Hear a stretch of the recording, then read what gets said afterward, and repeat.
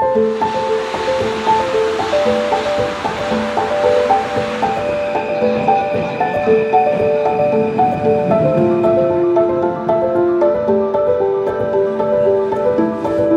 ma mère qui travaillait à la RATP au recueil social, donc qui faisait des maraudes. Ma grand-mère faisait du bénévolat pour des assos. Donc j'ai toujours eu un peu cette nébuleuse, et qui, dans mon caractère, a forcément eu un impact. Donc oui, je dis pas que ça laisse des traces, mais ça te forge un caractère.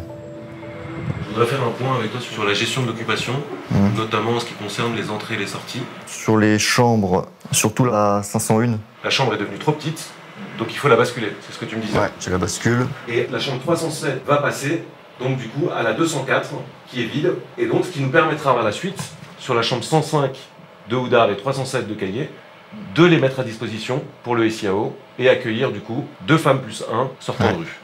Et après on est sur 101. Et on arrive donc du coup sur 101 personnes.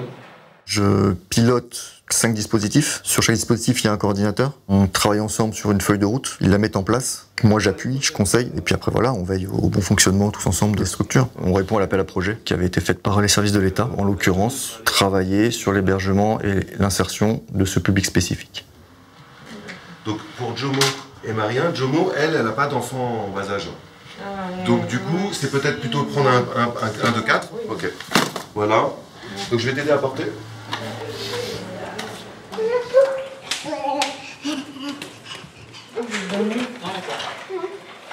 Merci. Ça aussi c'est pour vous deux. Ça c'est pourquoi? C'est l'huile, vous allez...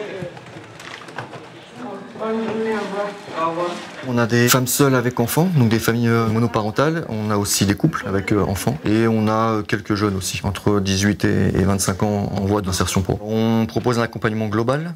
Donc cet accompagnement global prend toutes les thématiques propres à l'insertion de la personne, donc aussi bien l'administratif que l'emploi, que la santé. Ça c'est l'acte de naissance de votre fille, ça c'est le statut son statut de réfugié, c'est pour avoir la carte vitale. Par exemple, quand vous allez chez le médecin, vous n'allez pas payer.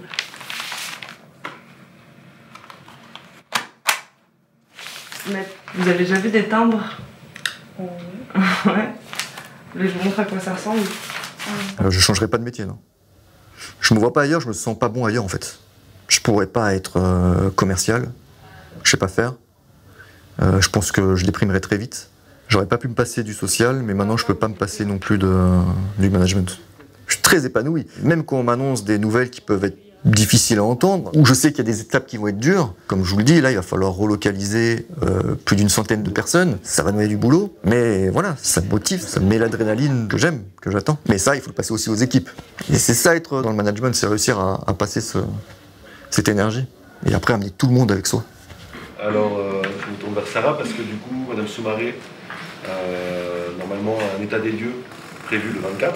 Là, en fait, elle a juste à commencer à s'installer en fait, dans ce nouveau logement. Et pourquoi vous me dites que ça bloquerait pour une entrée le 24? Une semaine, elle travaille en journée et l'autre semaine, elle travaille du soir. Donc quand elle travaille de journée, en fait, elle n'investit pas ses moments autrement. Et dans l'appartement, il y a un lit. Pourquoi ça prend du temps? Parce que du coup, oui, il faut meubler cet appartement. Pareil, Elodie, il faudra voir au niveau de l'état de sortie de son logement, voir si elle a bien fait l'entretien de l'appartement. C'est important de se lever tous les matins avec du sens, quoi. Même si on n'aide pas tous les jours les personnes, mais en tout cas dans un milieu ou un secteur où les projets qu'on met en place ont un sens. Je pense qu'un être humain vit et se nourrit de toutes ces choses-là.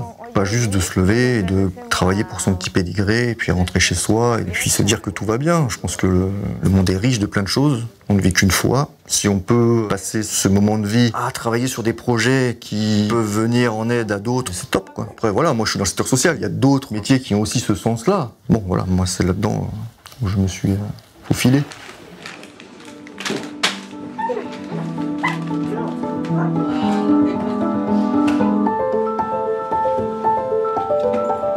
Ça bouge souvent, donc ça fait partie du métier. S'adapter, toujours s'adapter, se réinventer, s'adapter, se réinventer.